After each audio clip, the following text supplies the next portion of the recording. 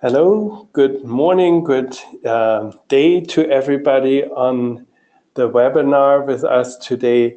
My name is Max Grünig from the Ecologic Institute, and I welcome you to a POCACITO webinar with Ursel Luensmann-Pielke from Hamburg.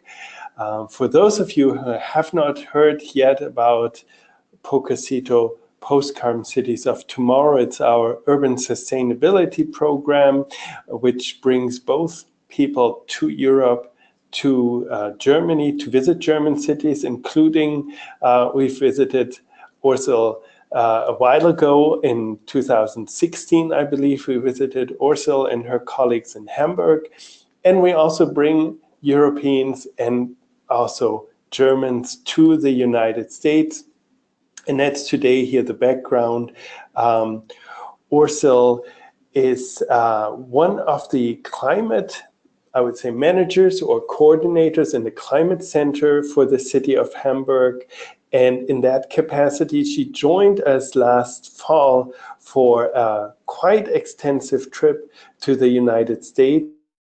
We visited Las Vegas in Nevada, and we visited Phoenix in Arizona, and Denver in Colorado, and had quite a lot of interesting interactions, met a lot of people.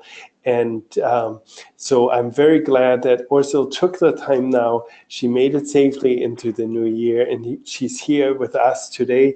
And she will also be very glad to answer any and all of your questions that you might have.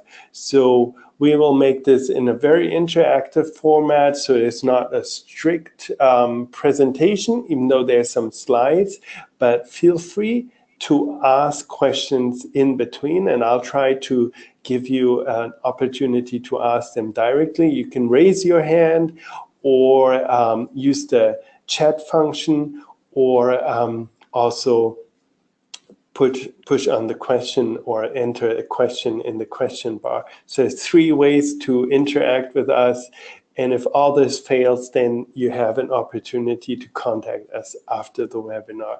Again, this webinar, we will keep it to under an hour to 50 minutes, and I'll do my very best to be brief. I'll be looking forward to all your questions and comments. So first, Ursel, I presented you, but in a very, very brief form.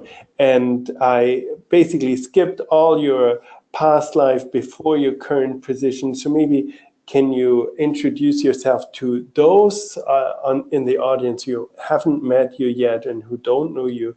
Maybe introduce yourself with a few words. Thank you. Yeah, thank you very much, Max. Yes, hello to everybody. My name is Ursel, and I'm working in Hamburg, and my profession is a landscape architecture. And now I'm working in the Climate Coordination Center for Climate Issues in Hamburg. Yes, and I work there since 2010. And in Hamburg, we have a lot of ambitious plans, and the Coordination Center where I'm working for the Ministry of Hamburg, and Hamburg is a big city in Germany. It's after Berlin is the biggest city in Germany, and yes, and we have about 1.8 million inhabitants. But that only is a first figure, and I will tell more about later on, please. Well, thank you, Ursel.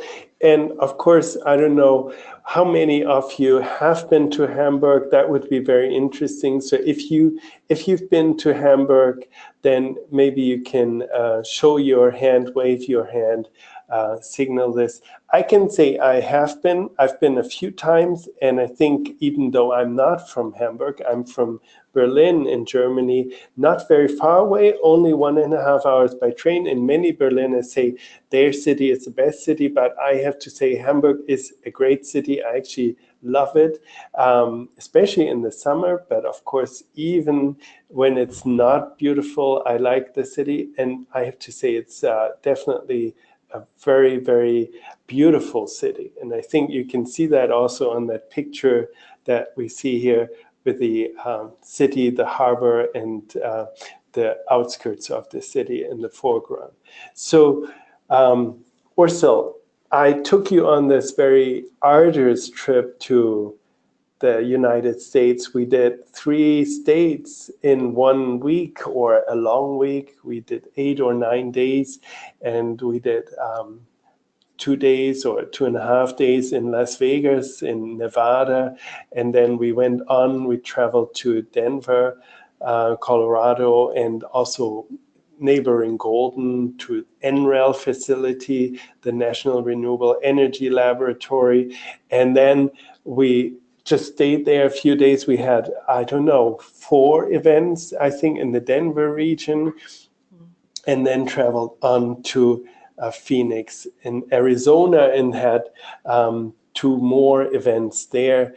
I think 2, if you don't count in all the site and field trips and half private meetings we had. So 2 larger events in Phoenix. And then as a grand finale, we did a little bit of time off, and we took a little bit of a day trip into Sedona, into the Red Mountains. They're very beautiful. And I have to say, this was very intense physically, and I'm very glad that you came with us, that you agreed to do this and volunteered, and you gave so many presentations. I am much in debt to you. So what now, after a few months of time to think this over and reflect on this, what were your main impressions? What was really memorable?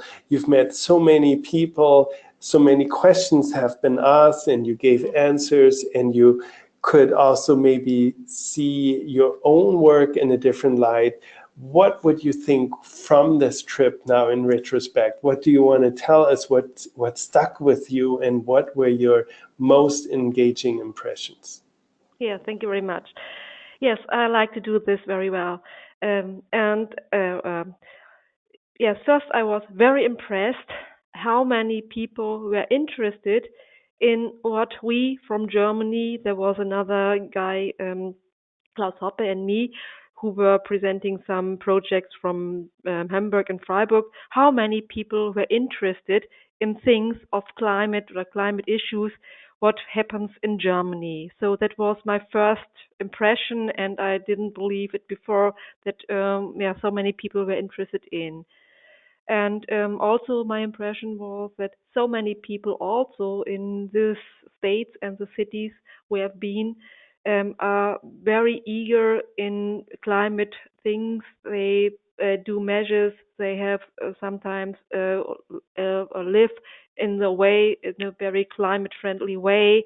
They have e-cars, or they are interested in a special kind of energy consumption and production. And so there are so many similar interests all over the world. And so, yes, that was very astonishing that, yes, so many people were also interested in what we have to tell or present about Germany in that way. Yes, I will show some impressions of our traveling, or our tour. First, we had the opportunity in Denver to join the 3rd annual ESOS Forum.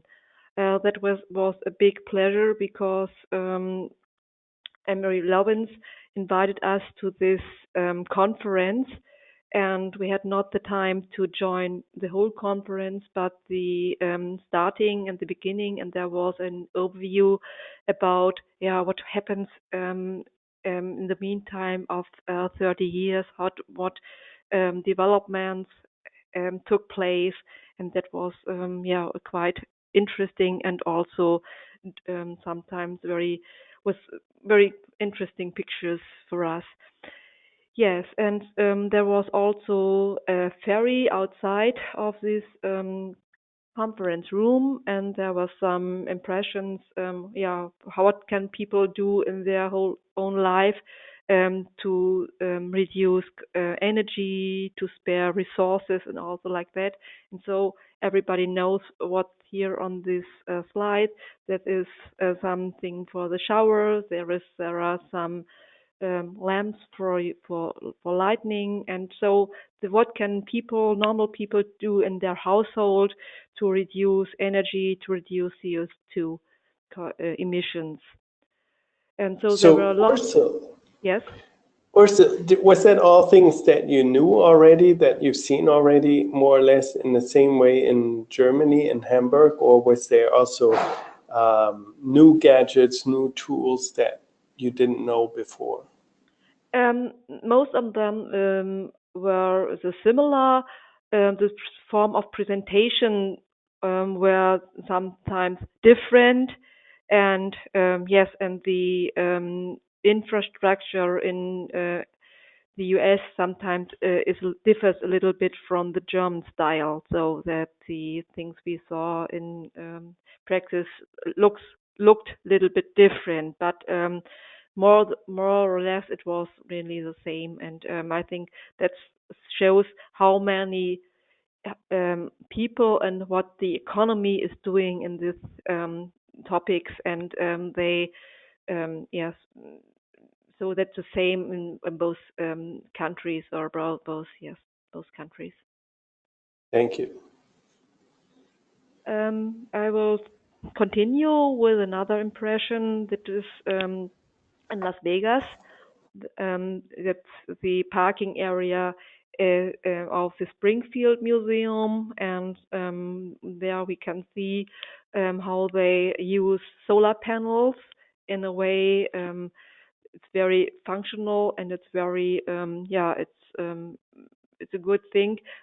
In some ways there is a good shadow for the parking cars, so they are not so heated when the people want to drive with them.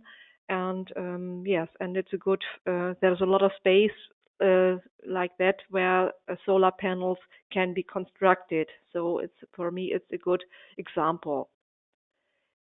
And also very interesting was when we joined a meeting of e-mobility. It was also in Las Vegas at this Springfield Museum, and there were people from different countries um,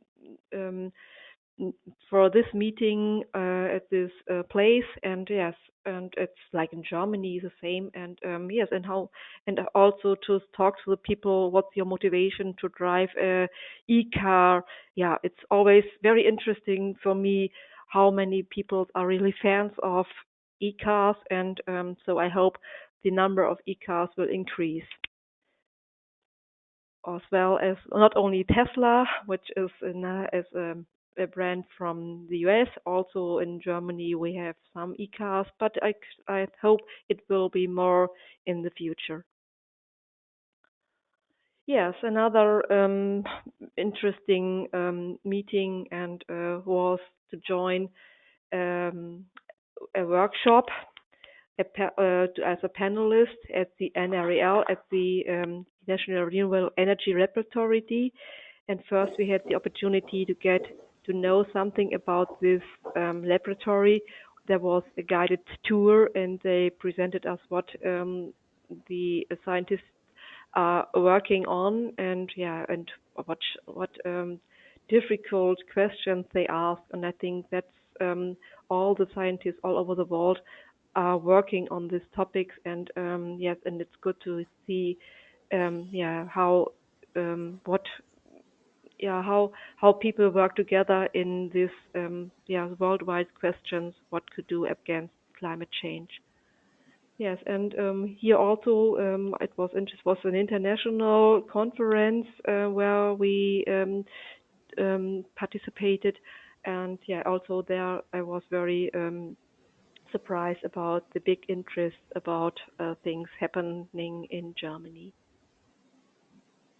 In the United States, or Yes, what the audience was interested oh, in things what okay. happens in Germany, and also they presented as well what happens in the US. And I think we are working all together on the same topic, and I hope we will have success to reduce the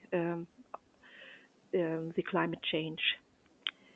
Yes, another for me very interesting meeting was in Denver also. We had the opportunity to visit a Schulhaus. That is a house where teacher, um, American person who teach German in school or in universities, and they have the opportunity to meet each other and to further to make a further education, and we had the opportunity to talk about what in Freiburg or me as was what in Hamburg takes place, and so I could tell what we will do, what we are doing in schools, what we are doing with children in kindergarten, and we made speed dating with pupils, and we do a lot, and so also to hear um, how the American teacher tried to yeah, teach the children about climate issues in a very when they are very young, so to change their behavior or to influence the behavior in such materials. Yes, I think that's a very important thing. How the people you have to know how to deal with all these climate things. How things fit together, and so it's good when you start talking about this in a very um, early age.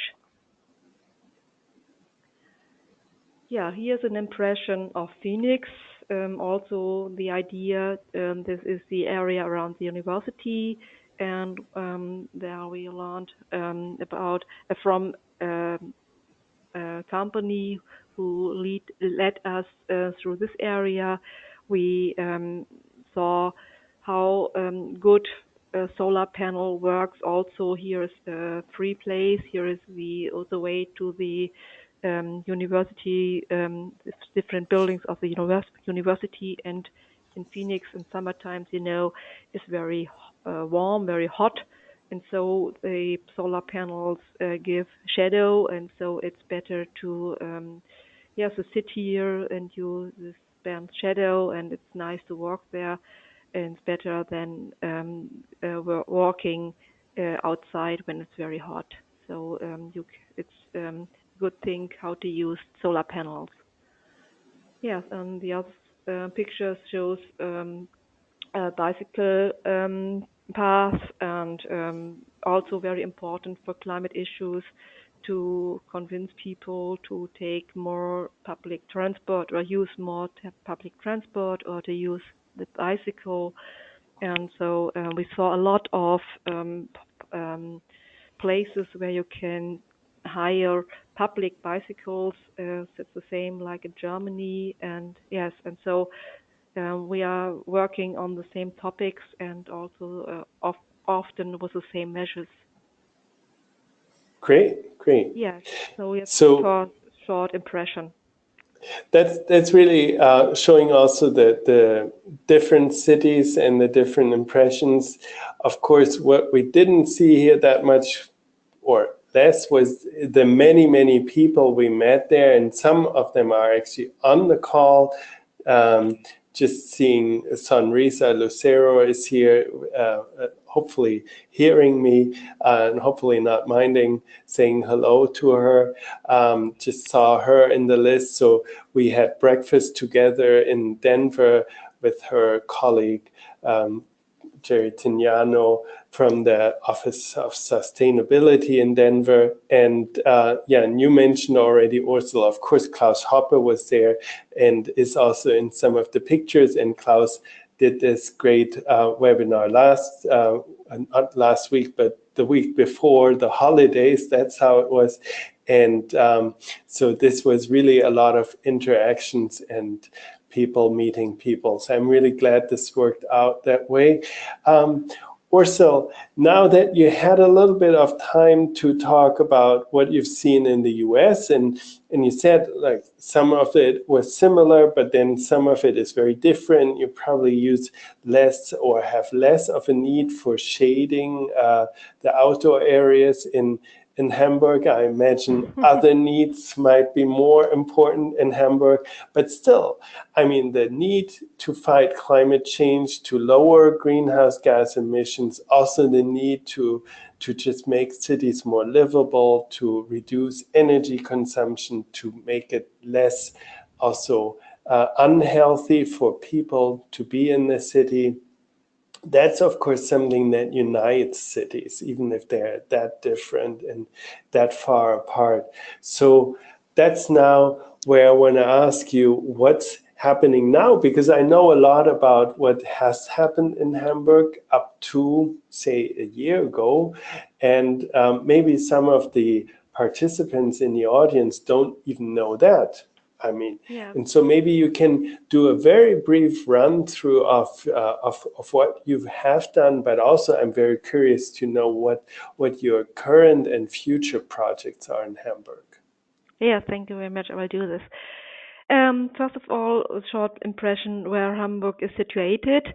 It's in the northern of Europe, and it's between the Netherlands and Poland. Here you can see a picture, and here it's the location from a satellite photo, and you can see we are connected to the North Sea by the River Elbe.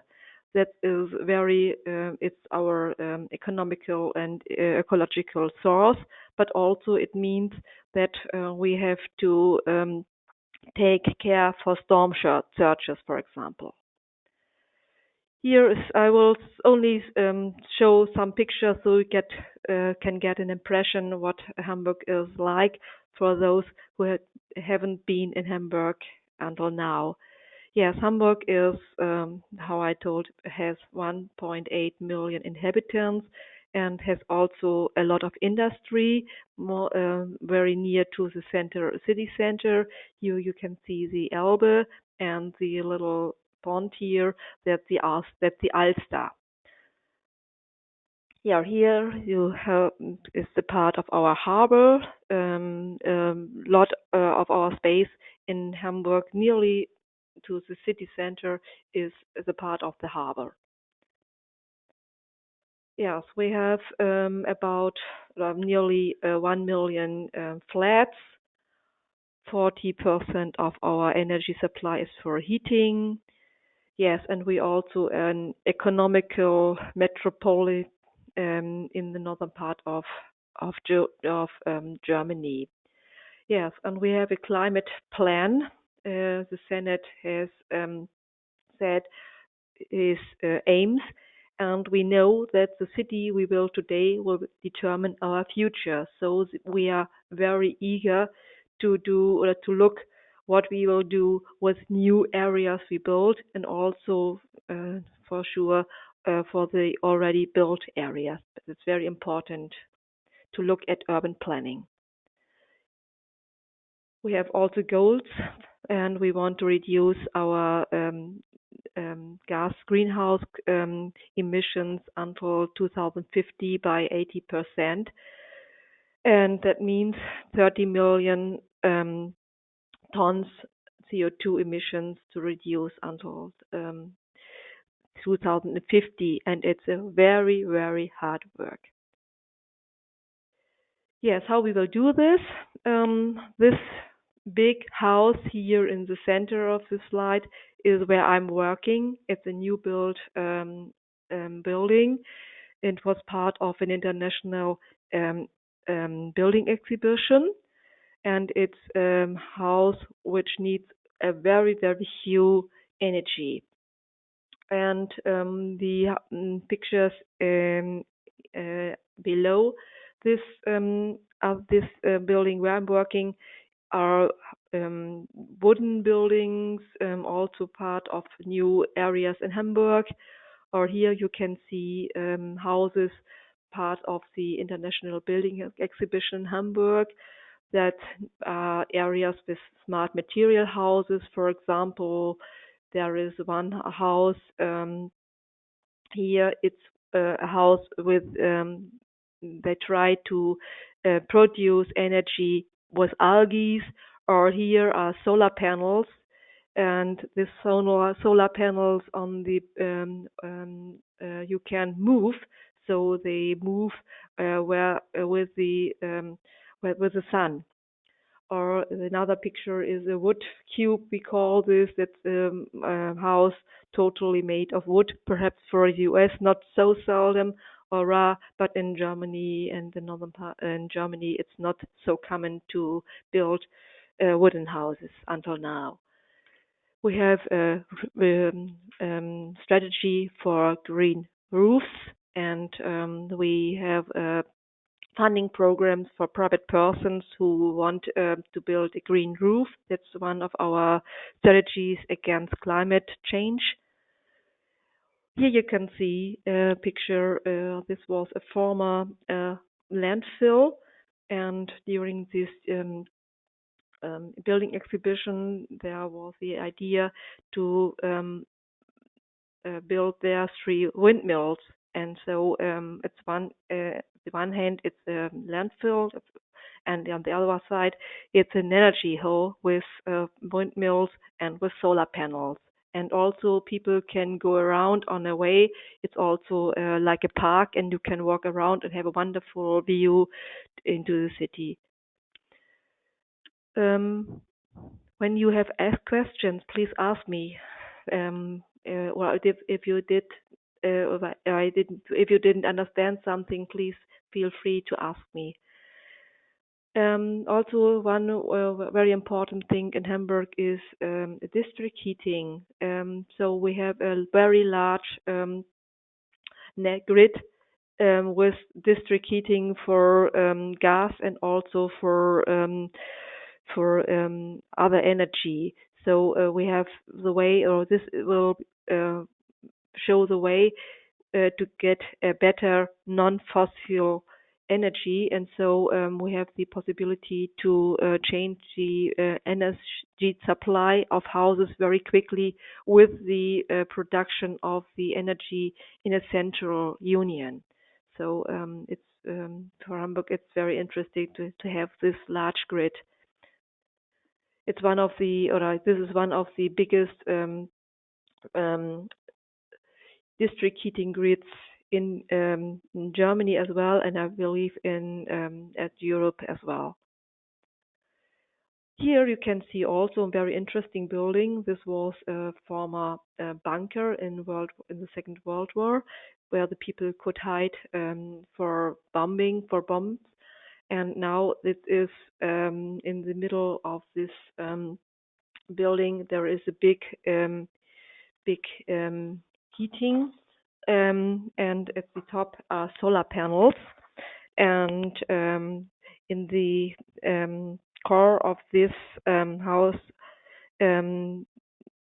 is now a heat accumulator, and with this building now we can produce the energy of 3,000 households and the electricity requirement of about 1,000 households.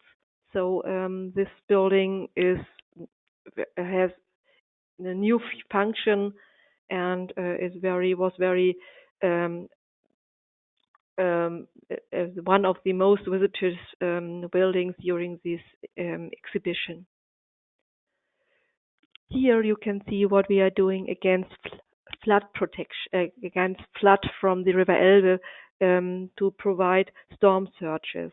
You can see the River Elbe and the former dike to protect the city for flooding, and we changed it. We have to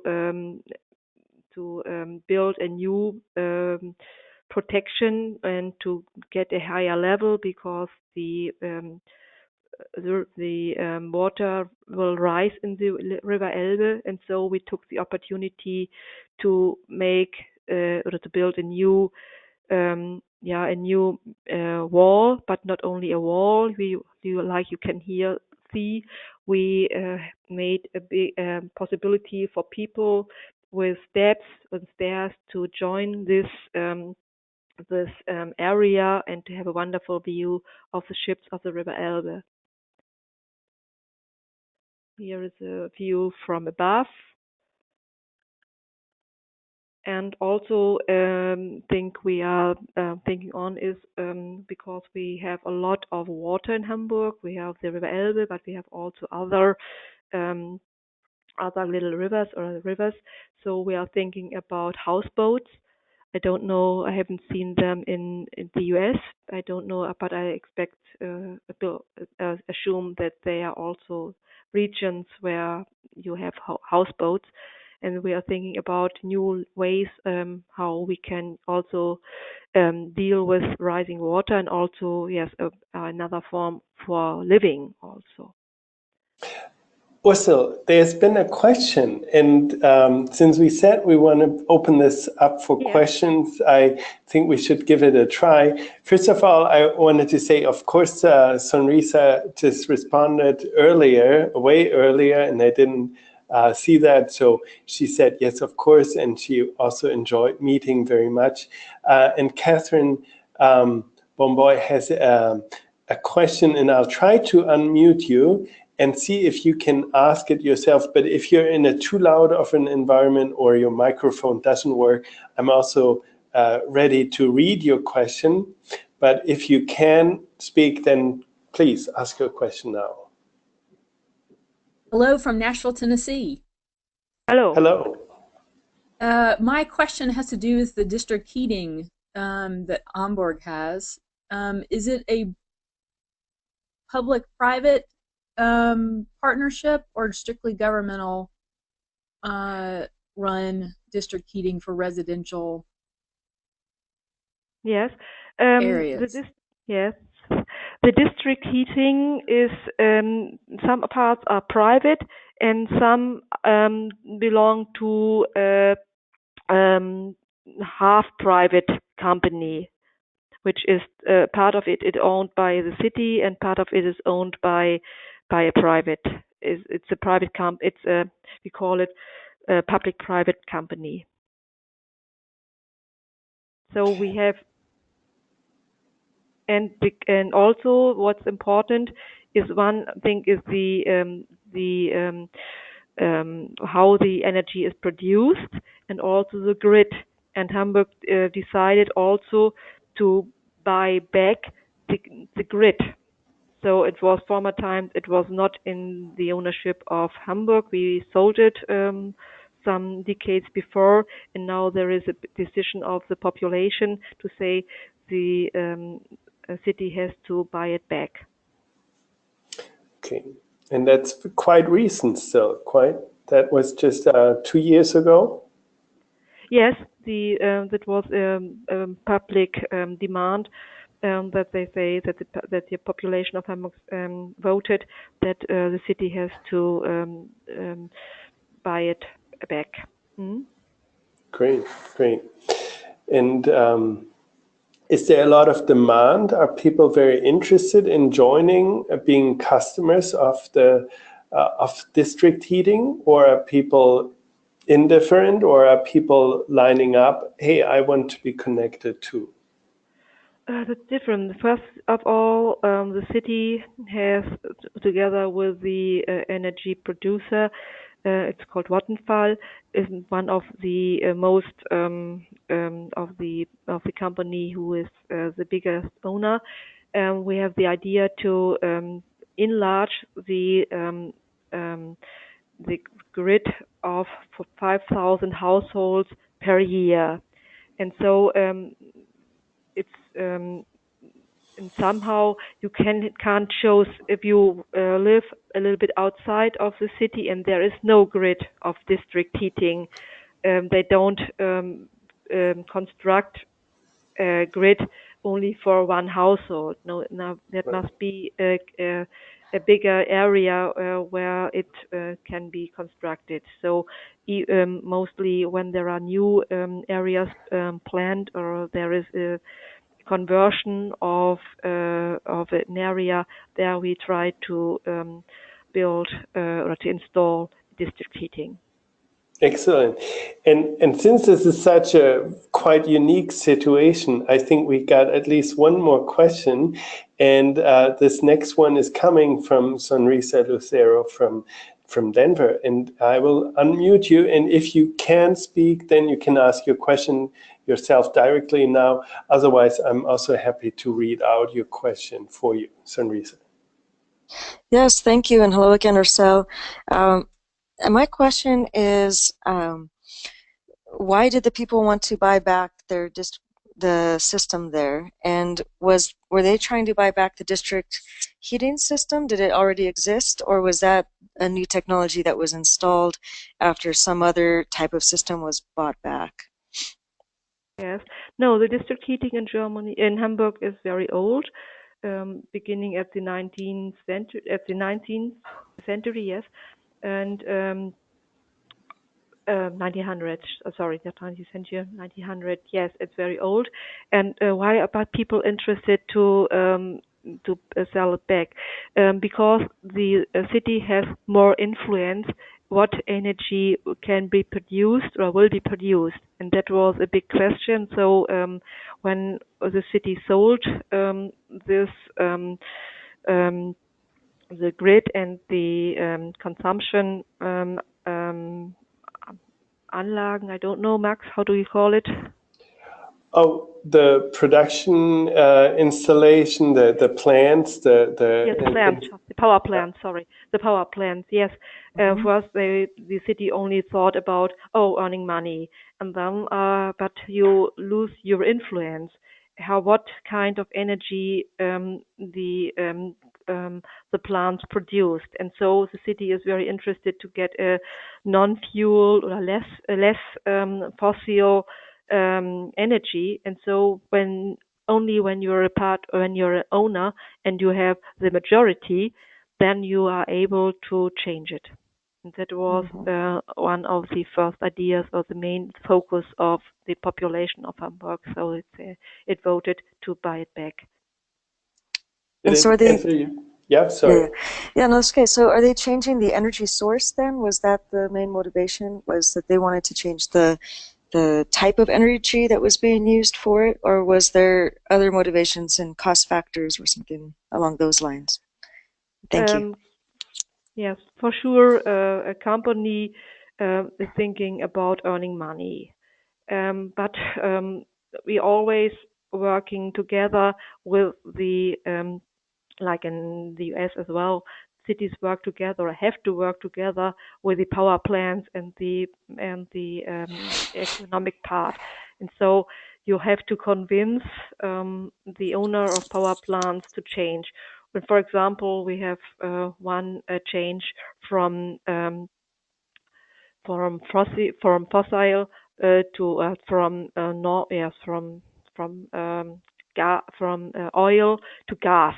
So a big power plant only uses gas and for the energy production, and we tried that it will be biogas gas as well. So we have less CO2 emissions, and so on that when you are also owner of the grids and also part of this, then you have more influence and more possibility to change it. Great. Sunrisa, does it answer your question? Yes, thank you. Great. I would have a follow-up question though, and that's my, I'm an economist, so I wanted to ask, Ursel, can you tell us what was the price tag for buying back the grid? Do you know a number? I knew it, but sorry, I can't. I don't remember exactly, so I don't want to say a wrong price. But from your, I mean, you worked for the city, so yes. In afterwards, do people within the city now say, oh, that was a big mistake, we have too much debt now, that was so expensive? Or are people very much saying, oh, actually, that worked out very nicely? I think we are still in the process of learning, and we are still on the process. It's not long ago. We are just thinking about a new heating grid, and we are speaking with all parts of person, and we have not the experience now, or also it's that we can say it was too expensive or it was not, because there were two steps. First, we bought back the grid of electricity and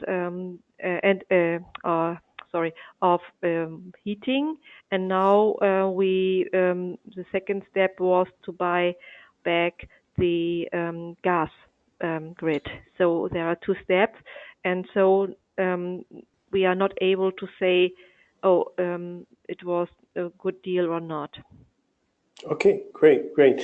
And Catherine had a comment on this, and I don't know if you want to say it to everybody, because I'm not sure everybody saw this comment in the questions pane. And if you can speak right now, you can make your comment, and maybe also we can discuss that. Sure. Again, this is Catherine Bomboy from Nashville.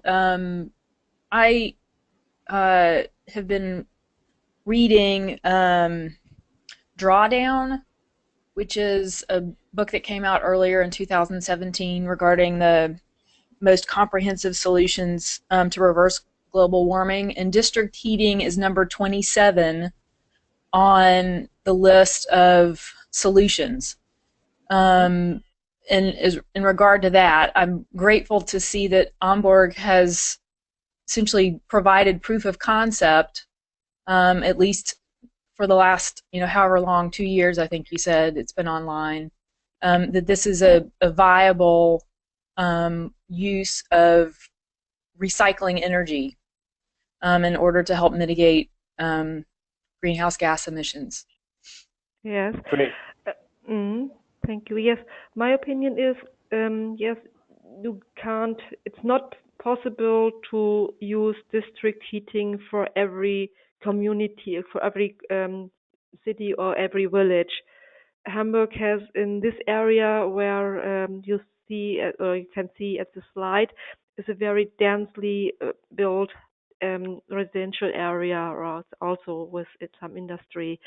And at the outer regions, there are only few grids. And so I can imagine that's not, when you look at a lot of cities, it's not the solution for every city or every village, because you have to install the grid, and you have to to lead it to a central heating plant, and so it's a lot of cost. And when mostly also in Germany, in little or smaller towns or villages, people have their own energy consumption within their own house, and so here, yes, it's a solution for metropolitan areas. Thank you, Ursel. Ursel, I'm really sorry we stole so much of the time with the discussion on district heating, but I think you had some more information with the houseboat and then afterwards, and we have a few minutes left. So I want to ask you to jump right back in and then try to go through the last few slides so we can at least finish this and see what else Hamburg has in store. Thank you. Yeah, thank you. Yes, a very big other important focus is the public transport. We have a very huge and large grid of public transport. We call it metro lines, that are underground trains, and we have a big bus grid. And we also are planning new metro lines, which is very expensive, but we need it because we are in an economy center of the metropolitan area of Hamburg, and so many people work and live in Hamburg, and so yeah, it's important. And so we also build new underground stations, and some of them are very architectural, very beautiful. And like here you see at the slide, at the both photos, For example, there's a very interesting architecture, or there are changing lights, and there are very good ideas that the people who use the metro feel well in these stations. Another topic is our buses.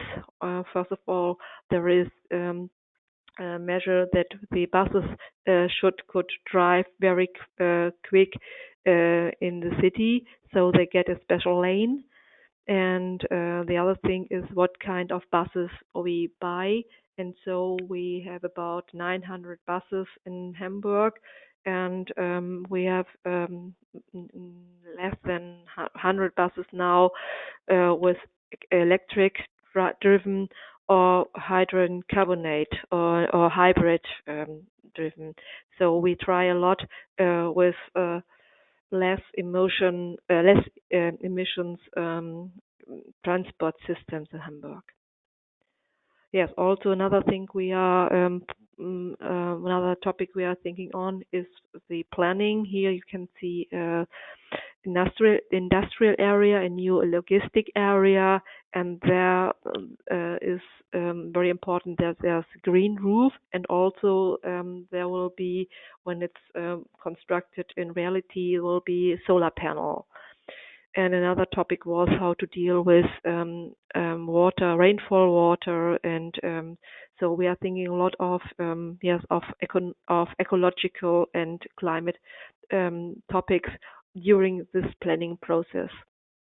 Also here we have a very big industrial area near to the city center of Hamburg, and it's the second largest industrial area after the harbor. And here we made a climate concept for this area that are about 500 acres or hectares.